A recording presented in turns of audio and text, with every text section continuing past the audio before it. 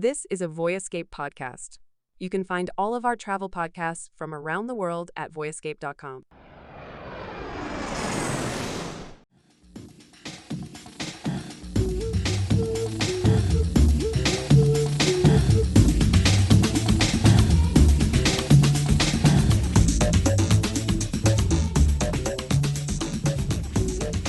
Perhaps the brightest, shiniest jewel on the Mediterranean, Barcelona is an amazing port city.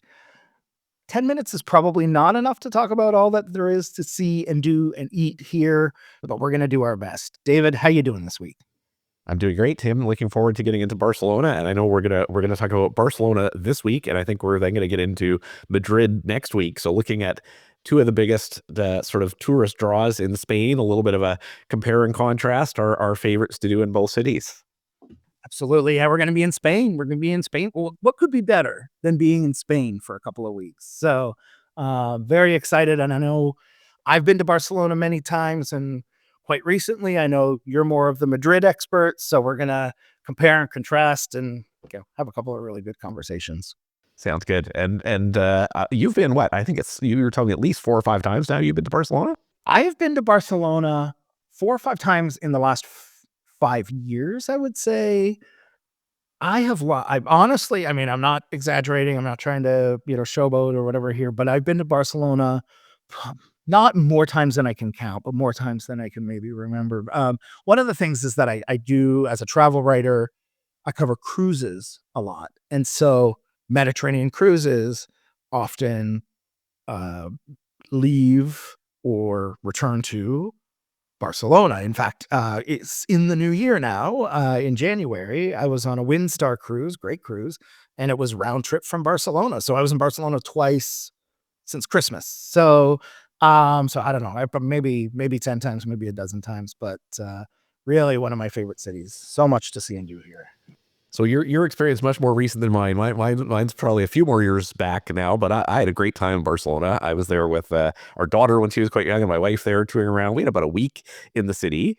But let's maybe start off with where to stay and what are some of your favorites? What's your go-to places when you're staying in Barcelona? I got a whole bunch. But not a whole bunch. I got 4. So let's start with Hotel Arts, which is a beautiful hotel. Rises right by the sea. It's a Ritz-Carlton hotel. It's called Hotel Arts, but it's a Ritz-Carlton. Might have the best pool in town. I remember being there one time. I think I've stayed there twice, and one of the times it was beautiful, sunny, hot, and just sat in a cabana, got pours of champagne, looked out on the beach. Absolutely beautiful.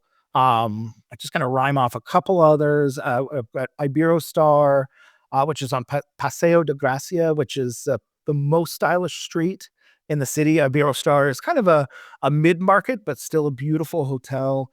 And you can walk to some of the best boutiques in the whole city.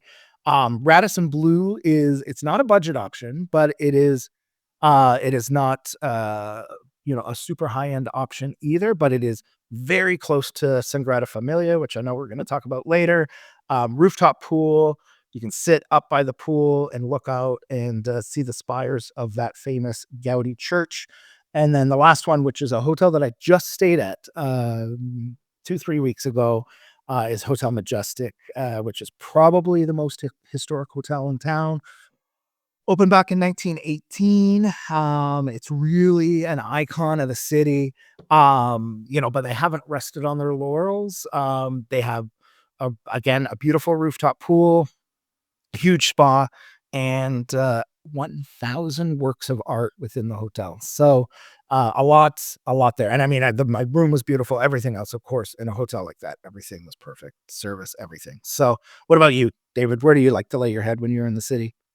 Well, yeah, I know you mentioned you thought you hit the best pool in the city. I don't know. I've got a rival, I think, for best pool in the city, which was we stayed at the W Barcelona, which is really known for its architecture. It is very much stands out on the skyline of the city, right down on the beach. It's designed to look like a giant sail going out over the Mediterranean Sea. It offers tremendous views of the city and the Mediterranean. It's got a Michelin-starred restaurant. But by far, my favorite part of this hotel was the scene and the vibe around the pool. Very cool pool area where they had their own curated Spotify list and a DJ there that you could download the list the DJ was playing each day. They had attendants who would come by with Avion water in like aerosol versions of Avion water. They would spray you down with Avion water if you were getting it too warm. They would bring little gelatos to make sure you were doing all right as you cruised around there. It was a very cool pool scene, and it's right on the beach as well.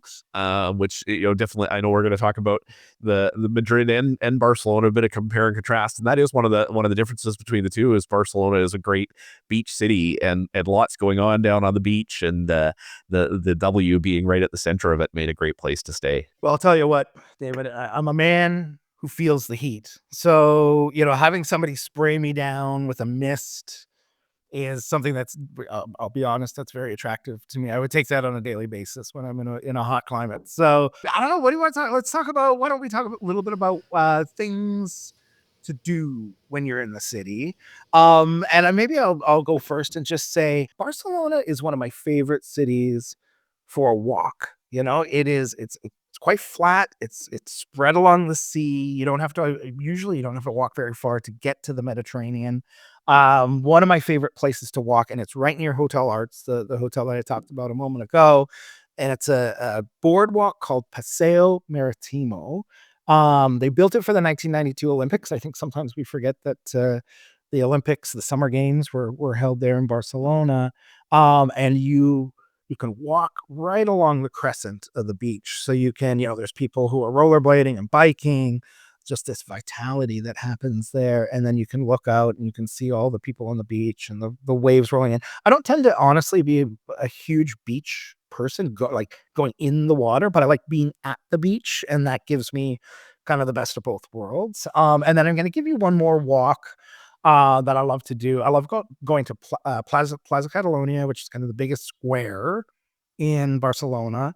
Lots of shopping, lots of great, some of the shops are like Apple Store, Primark, that kind of thing. But my favorite department store in the entire world is El Corte Inglés, which is this huge, I think it's like 8-9 story department store. One of these classic department stores, where you've got everything you can think of. You can buy it in that building. And my tradition when I'm in Barcelona, maybe not every time, is to buy a new pair of shoes. So I go from there, I go to Plaza Catalunya, and I go all the way down to La Rambla. And La Rambla, again, everything that you could, see in the city, all the different personalities, all the different elements are right there on La Rambla, this boulevard, all the way down to the Columbus statue that's right on the sea. And that's one of my favorite walks to do. So great walking city. I don't know. What about you, David? What do you like to do when you're in town? I mean, I found for what to do in Barcelona, a lot of it for me revolved around the architecture. We talked a little about the architecture with the W Hotel, but also probably one of the most well-known sort of architectural masterpieces in the city, Sagrada Familia, the Gaudí church, sort of an unfinished masterpiece that they've been building since 1882. I think you were telling me they say they're planning to complete it maybe this year in 2026, but they've been working on that for a while, and definitely a very unique church from an architectural standpoint. Very much worth spending some time to go and check out, and very much a classic sort of example of Gaudí's artwork.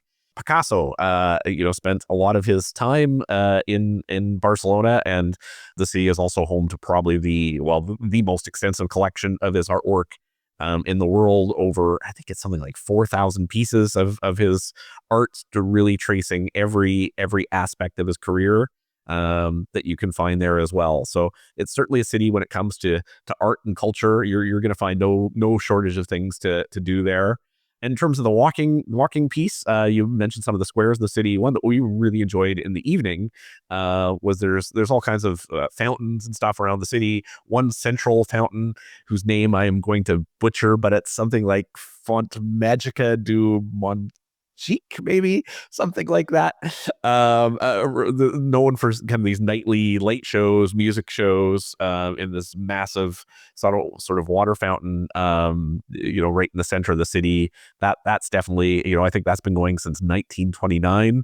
And they do those sort of light shows on an evening basis there as well. So that would be another one I would call out in the what to do's for sure. Very cool. Barcelona is really a great city for eating, for culinary experiences. I'm just gonna go with two. When I was putting together my notes for this episode, the possibilities were endless, and I thought, you know what, I'm just gonna narrow it down to two very, very different places. So for me, there's a place called Can Josep, Josep, like Joseph, and it's small, simple Catalonian cuisine. So we're talking about, I mean, like it or not, fried anchovies, blood sausage, this kind of thing. But again, a locals only type of place.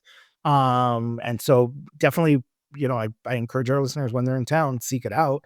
And then the other place, I mean, this is probably my favorite place to go when I'm in the city, is El Nacional, which is kind of like a big, I don't want to call it a food hall because it's more upscale than that. It's all glass and chrome and beautiful. It evokes this kind of 1920s, 1930s vibe.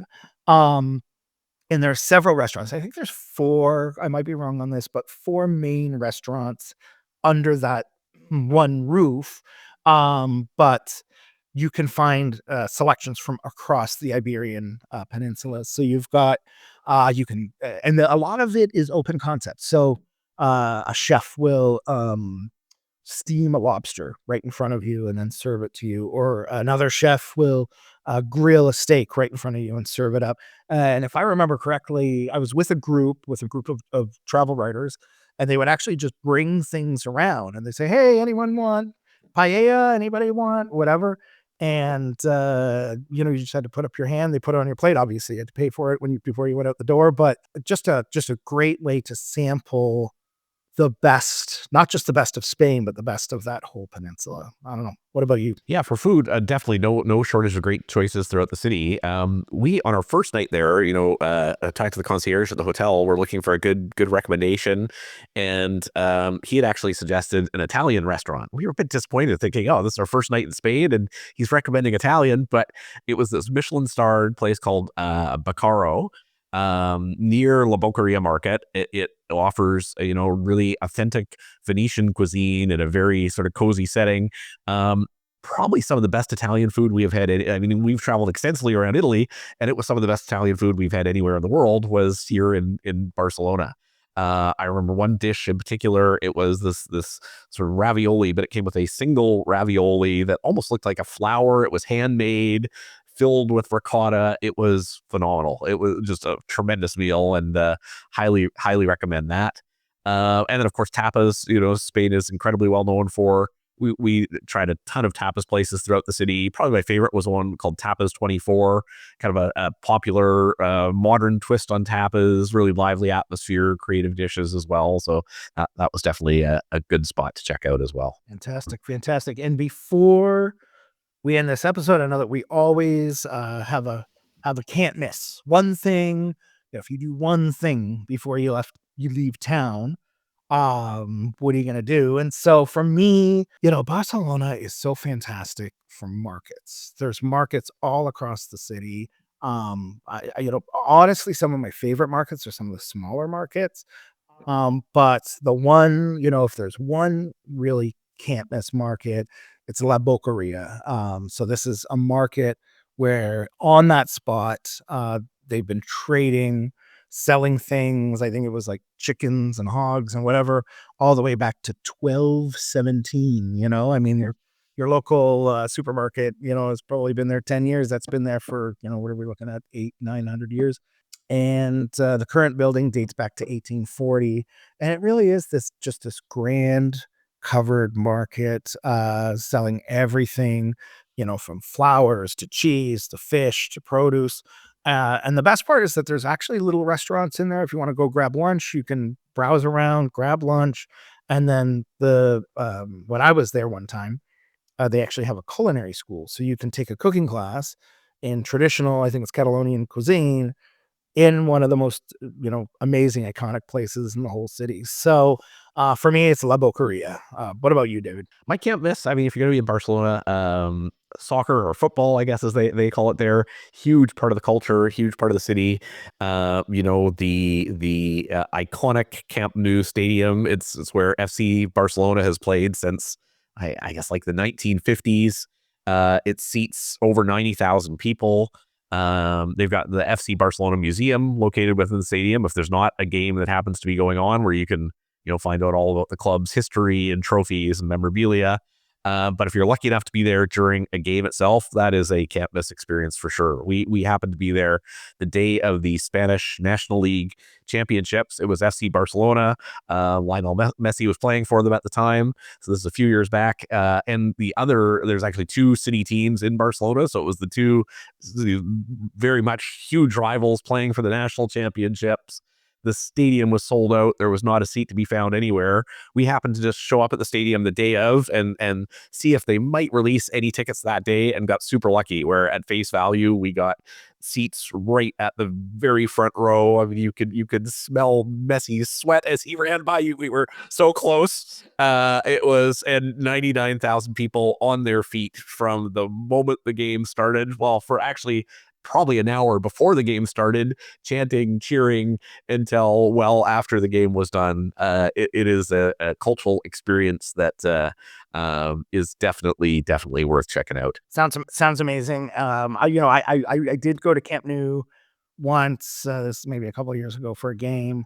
It was Barca, but not the same experience that you had. I mean, it was a good game. I think they played Valencia in a stadium. I don't know what 100,000 people or whatever can fit in that stadium. Maybe there were like 50 the night I was there, maybe 40. I think Barca won 4-0 or something like that. But it was still worth it. So even if it's kind of an off game, I can totally agree, that it's worth it to go. And even the game day atmosphere of, I went a little bit beforehand, and there's no traditional sort of tailgating, but all the little tiny bars around the restaurant, in true kind of Spanish style, these tiny little bars. Everybody was in there with their Barca jerseys on, drinking whatever Spanish people drink, or little cups of coffee, cortados or whatever. And even for me, it was like, your story is fantastic, but even for me, that was a good experience. So, any other thoughts, or should we say farewell for this week? Well, I think that probably covers it for Barcelona, but I'm looking forward to getting into our discussion next week on Madrid, because I think a lot of people, if they're going to Spain, I think Barcelona tends to be the one that most people go to first. It definitely draws a few more visits in terms of tourist traffic. I actually probably preferred Madrid a little bit over Barcelona, but they're both great cities, and looking forward to getting into that in our conversation next week. Absolutely. Controversial, by the way, two very hot rival cities, but That's right. But anyway, very much enjoyed talking about Barcelona with you this week, David, and looking forward to chatting about Madrid next week. Have a great week. You too. Thanks, Tim.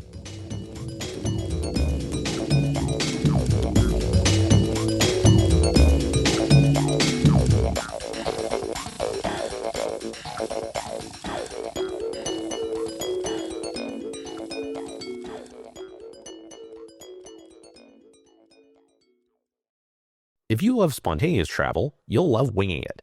Host James Hammond shares backpacking stories, travel tips, and insights from the 75-plus countries he's traveled to around the world. Check it out at voyescape.com.